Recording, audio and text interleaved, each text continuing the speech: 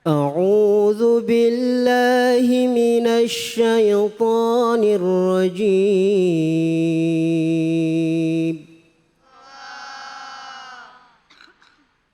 بسم الله الرحمن الرحيم.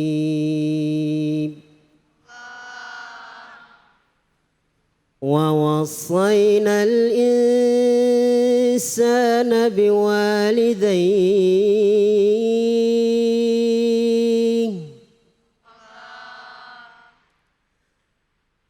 حملته أمه وهنا على وهن وفصاله في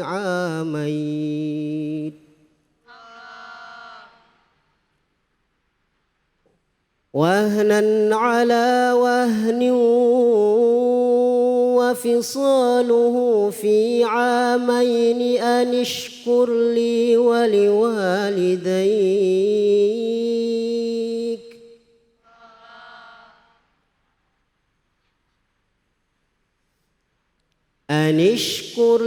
ولوالديك إلي المصير.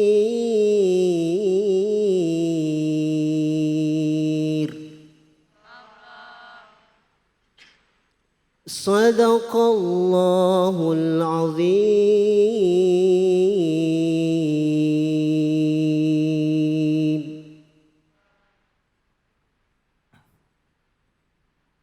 Dengan menyebut nama Allah yang Maha Pengasih lagi Maha Penyayang. Dan kami perintahkan kepada manusia agar berbuat baik kepada orang tuanya. Ibu telah mengandungnya.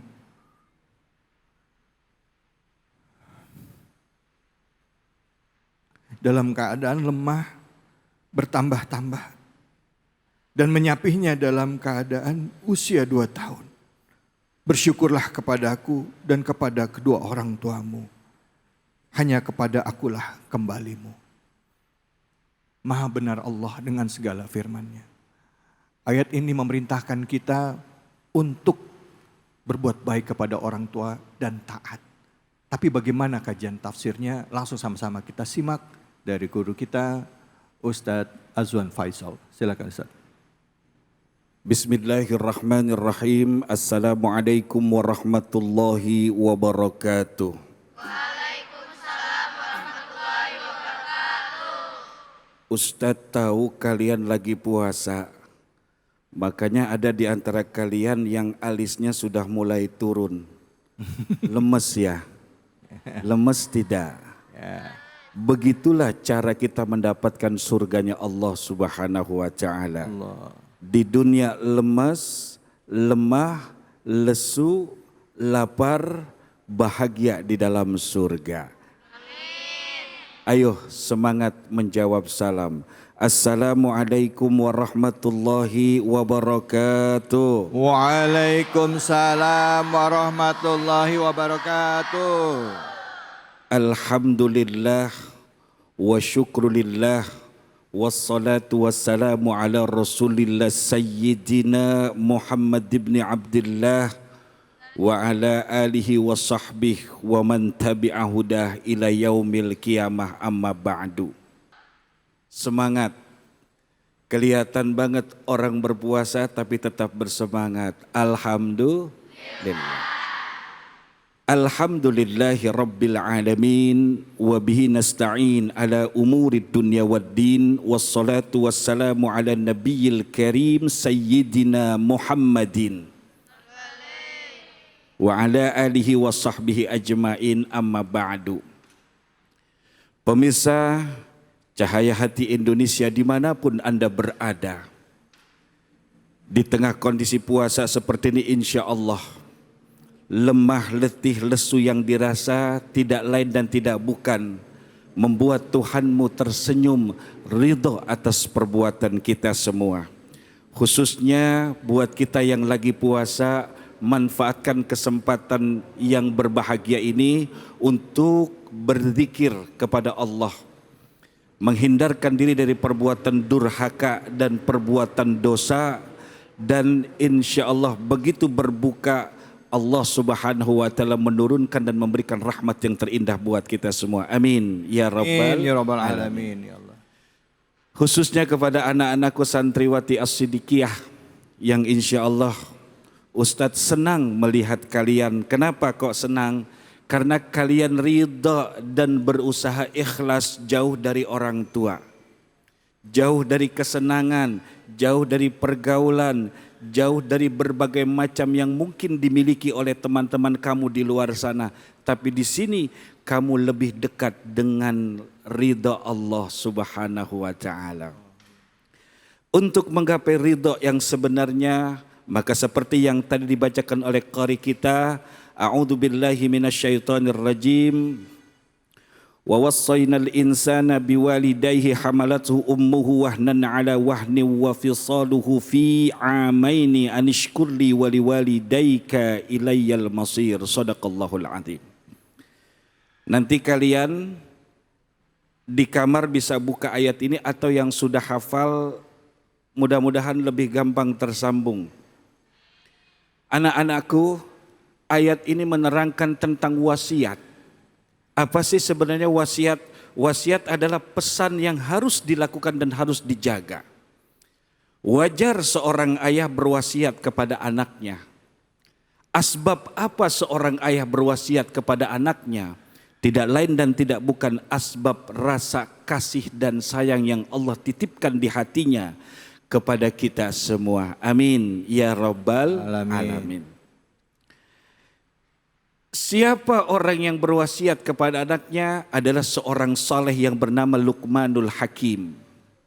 Luqman ini mungkin kalau kalian buka nanti di dalam Quran itu ada surah Luqman, betul ya? Surah Luqman, kalian akan perhatikan di sana ini nama seseorang. Menurut ulama beliau bukan seorang nabi. Beliau bukan seorang rasul. Tapi sebagian ulama besar mengatakan bahwa dia adalah seorang saleh yang mendapatkan petunjuk yang indah dari Allah Subhanahu wa taala. Beliau seorang yang bijak, kata-katanya penuh hikmah dan beliau adalah orang yang sangat peduli terhadap bagaimana menggapai rahmat dan keridhaan Allah Subhanahu wa taala. Dari ayat yang kita bacakan tadi bicara tentang orang tua. Beliau berpesan kepada anaknya yang bernama Sarun dan Allah abadikan kalimat indah ini dalam Quran menjadi pesan buat kita semua. Namun dalam ayat ini Allah berpesan kepada manusia, wa wassaynal insan. Nah, yang dipesankan ini adalah manusia. Berarti orang. Betul? Kalau kuda kira-kira dipesankan ini tidak? Enggak. Tidak. Berarti yang dipesankan adalah Manusia. manusia. Kalimatnya insan. Biwalidayhi, kepada kedua orang tuanya. Orang tua siapa aja nak? Ibu dan ayah. Karena mereka berdua adalah orang yang pertama kalian lihat ketika kalian wallahu akhrajakum min butuni ummahatikum la ta'lamuna syai'a. Allah mengeluarkanmu dari perut ibundamu. Saat itu engkau tidak punya pengetahuan apa-apa. Yang tahu cuma apa? Kalau pipis, betul? Kalau mau makan, kalau Hebatnya Allah menciptakan seorang bayi lemah, enggak punya kekuatan, tapi kekuatannya ada pada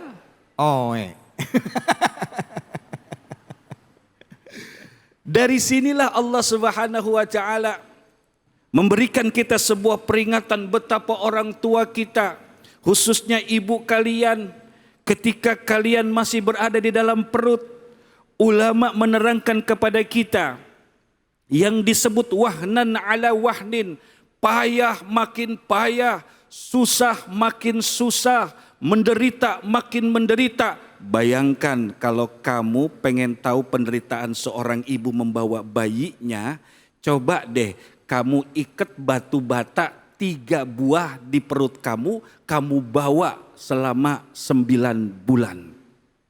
Gimana rasanya? Sakit. Mau duduk sakit, mau tidur sakit. Belum lagi kalau ada apa-apa, itu anaknya selalu dipegang, padahal masih berada dalam perut, selalu disayang-sayang. Nah, nanti kalau kamu sudah Allah izinkan melihat dunia jadi anak soleh ya, mesantren di Asidikiyah ya, jangan nakal ya, jangan kabur-kaburan ya, jangan apa lagi?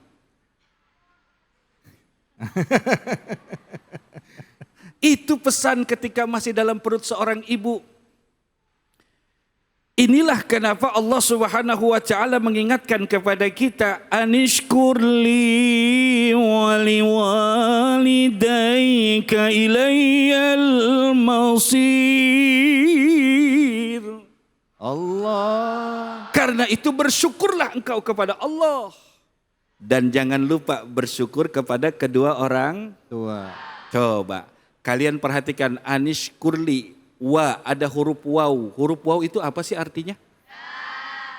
Bukan itu maksud Ustadz. Dalam ilmu alat yang kalian pelajari, huruf waw ini memberikan arti apa? Bukan sayangku. Masa kalian lupa? Ini yang dimaksud kesetaraan, keseimbangan. Enggak boleh timpang salah satu. Misal kamu bersyukur kepada Allah saja tapi tidak berbakti dengan bersyukur kepada orang tua, maka syukurmu kepada Allah tidak diterima. Pernah Rasulullah Sallallahu Alaihi Wasallam ditanya oleh sahabat, yaitu Abdullah ibn Mas'ud radhiyallahu an. Sa'altu Rasulullah sallallahu alaihi wasallam ayyul a'mal ahabbu ilallah. Ya Rasul, kata Abdullah bin Mas'ud, amal apa, perbuatan apa yang paling dicintai dan disukai Allah? Apa jawab Rasulullah? Yang pertama, as-salatu liwaktiha, menunaikan salat pada waktunya. Kamu rajin berbakti kepada orang tua tapi enggak sholat-sholat. Kira-kira hal ini benar atau tidak? Salah. Atau sebaliknya, sholat melulu. Habis sholat ibumu manggil, kamu cuek. Ibumu suruh ke pasar, kamu melawan. Kemudian ketika ibumu menasihati, kamu membentak. Apa sih mama, cerewet sekali mama. Apa-apa enggak boleh, apa-apa enggak boleh. Itu anak-anak yang enggak mesantren. Ya, enggak boleh itu ya. Jadi anak saleh tidak boleh seperti itu. Ya. Kemudian yang kedua kata Rasul, apa sih yang paling dicintai Allah Subhanahu wa taala? Birrul walidain, berbakti kepada kedua orang tua. Dan yang ketiga kata Rasulullah, al jihad fi sabilillah. Ternyata Allah meletakkan bakti kepada orang tua tidak kalah tinggi dengan jihad dan sholat 5 waktu. Siapapun orang yang sengaja meninggalkan sholat, man taraka sholat muta'ammidan faqad kafar, dihukum kufur. Siapa yang ninggalin sholat muta'ammidan, ma makna muta'ammidan? Dengan sengaja. Ya, dengan sengaja. Maka dia dihukum kufur kepada Allah. Namun menurut ulama tidak mengeluarkannya, belum mengeluarkannya dari Islam. Begitu juga birrul walidain, berbakti kepada kedua orang tua kita, berbakti kepada orang tua kalian, itu pun sejajar dengan jihad fisabilillah. Siapa orang yang menolak jihad fisabilillah, maka dianggap sebagai orang-orang yang mendustai Allah Subhanahu wa taala. Anak-anakku yang baik, jangan lupa terus berbakti kepada kedua orang tua. Baik Ustaz, terima kasih alhamdulillah rabbil alamin. Terima kasih ya, jangan lupa berbakti terhadap orang tua, kata kuncinya. Silakan ada yang mau bertanya, langsung. Assalamualaikum Ustadz, saya Rana Khalida Kansa. Mohon izin bertanya Ustadz, apakah seorang anak tetap harus wajib berbakti kepada ibu yang telah membuangnya Sekian, wassalamualaikum warahmatullahi wabarakatuh. Waalaikumsalam warahmatullahi wabarakatuh. Ini pertanyaan yang sangat baik sekali ya. Apakah sikap kita terhadap orang tua yang dengan sengaja membuang kita atau memisahkan kita dari ibunda kita? Nah, coba Ustadz pengen kita objektif menilai masalah. Artinya begini, ketika kamu melihat seseorang yang terlihat, ya, idza ra'aitumus syakhsa, kalau melihat seseorang, kelihatannya dia seorang yang bersalah, dia seseorang yang kita lihat berdosa, tapi kamu sebagai seorang cerdas, seorang santriwan-santriwati, baiknya tidak langsung menghukumi. Cari tahu dulu kenapa dia berbuat demikian. Cari tahu. Nah, dari pertanyaan kamu, nak, Ustadz ingin sedikit membedah. Boleh jadi saat itu ibundanya orang miskin. Dia tidak ingin anaknya kelaparan. Boleh jadi saat itu juga ibundanya memisahkan sang anak dengan dirinya. Mungkin melihat si ibu sedang menderita penyakit yang parah dan takut menular terhadap anaknya. Contoh kayak kemarin, kita dipisahkan anak dengan orang tua dengan anak ketika terjadi kasus COVID-19. Wajib dipisah. Biarpun secara nurani kalian menolak. Ibu, kok ibu tega memisahkan aku? Begitu ya? Iya, kalau drama sedih harus begitu. Nah, setelah kita melihat dari berbagai sudut permasalahan, baru kita bisa menghukumi. Jadi jangan langsung bagaimana kalau ada anak yang dibuang, dipisahkan, apa hukumnya Ustadz? Jangan, lihat dulu. Nah, bagaimana bila terjadi dengan kesengajaan, mungkin tanpa alasan yang jelas. Kalau Ustadz punya saran, punya jawaban, tetaplah engkau berbakti kepada kedua orang tua.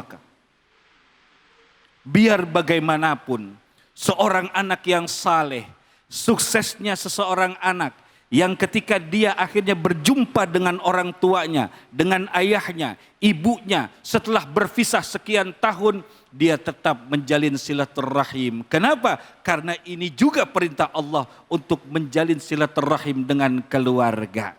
Termasuk kalian baca surah selanjutnya, yaitu ayat 15, wa in jahadaka ala an tusyrika bima laisa laka bihi ilmun fala tuti'huma. Maksud ayat ini adalah seandainya ada hal yang fatal, yang berat, orang tua yang beragama selain Islam meminta si anak untuk berpindah ke agama selain Islam, maka kata Allah, jangan ikuti, namun tetaplah wasahibhuma fid dunya ma'rufa. Tetap kalian harus hormat, santun, dan tetap berakhlakul karimah kepada orang tua yang kita anggap berbuat buruk atau orang tua yang berbeda agama.